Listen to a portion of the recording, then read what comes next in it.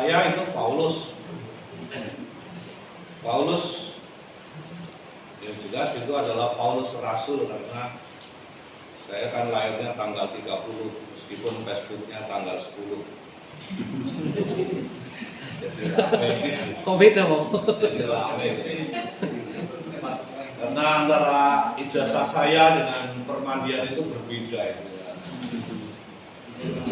Dalam permandian itu sangat jelas itu 30 Desember 1965. Maka yang dekat dengan itu adalah memang dipilih bulan Januari Paulus.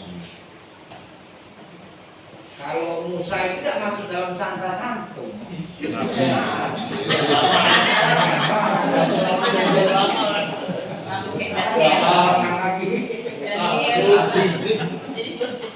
Ya nggak apa-apa Pak, jangan kecil lagi lah. Tapi yang jelas bahwa Musa itu orang yang sangat baik. Meskipun tidak pernah masuk Kanaan tapi sangat baik. Tidak kesampaian. Hebat. Memang ya biasa orang kalau di Katolik itu memakai Santo Sakral umumnya. Yang sekarang bingung itu kan memang gereja-gereja yang namanya bukan Santo Santa.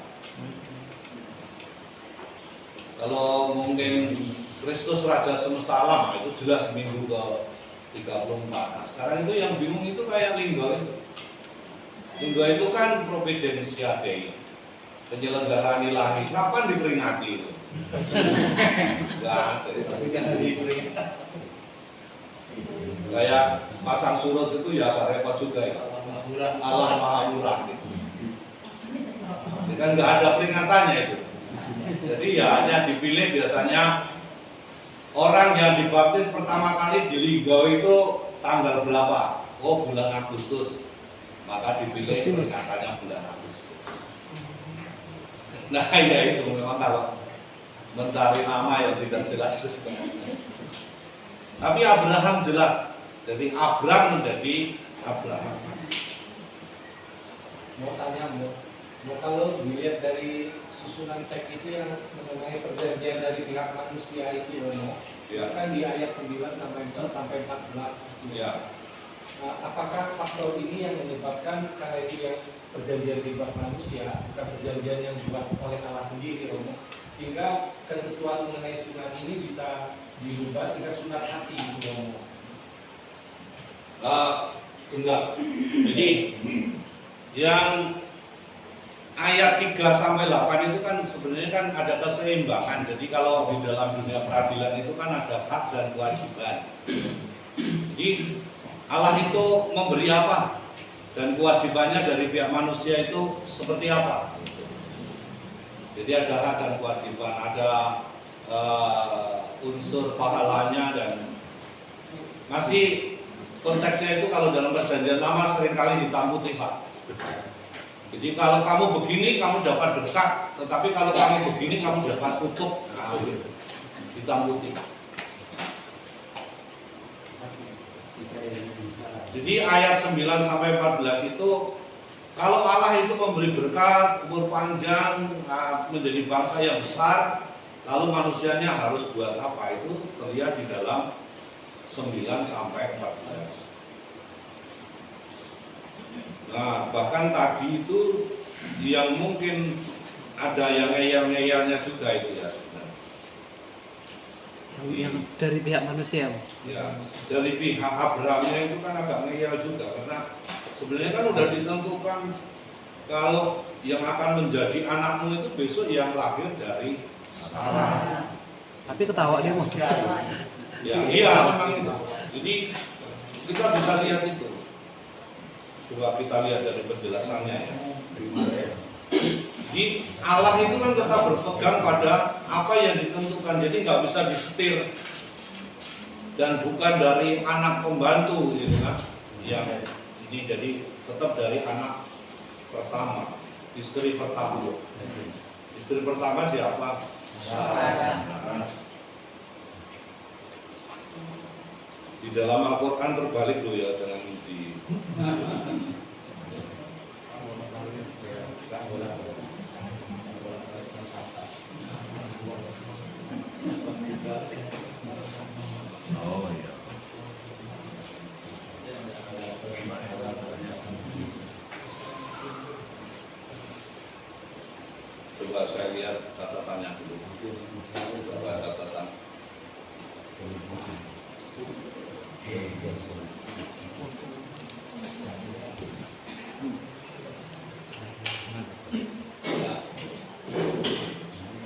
Ibrani mungkin ada kata-kata yang sering kita pakai juga itu.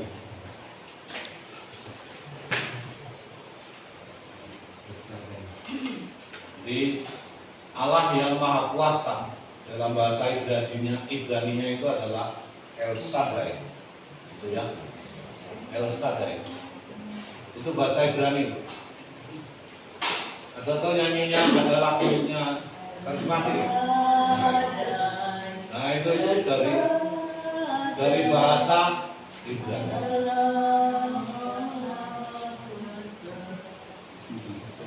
Jadi sebutan Allah yang Maha Kuasa itu merupakan nama Allah paling tua,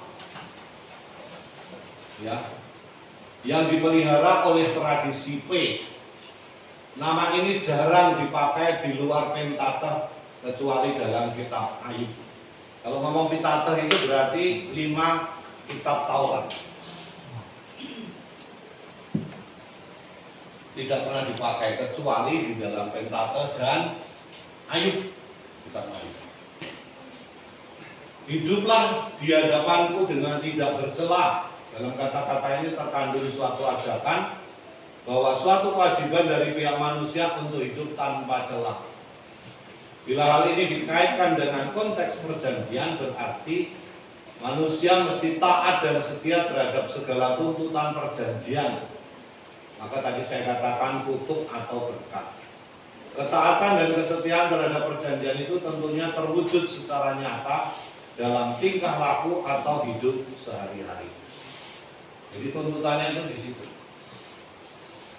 Nah ini tadi itu yang berkaitan dengan nama itu. Kalau orang Jawa itu bilang jeneng iku ngarani, jadi tidak sembarangan. Maka ibu saya itu sama bapak saya kasih saya Sarmono. Itu maksudnya Saremono. Artinya itu garam. Garamilah. Garamilah. Sarem itu kalau orang Jawa uyah. Uyah itu ya garam itu. Kalau harga gunung ya? Gunung kan? Ada namanya ini, jadi kalau orang Jawa pada umumnya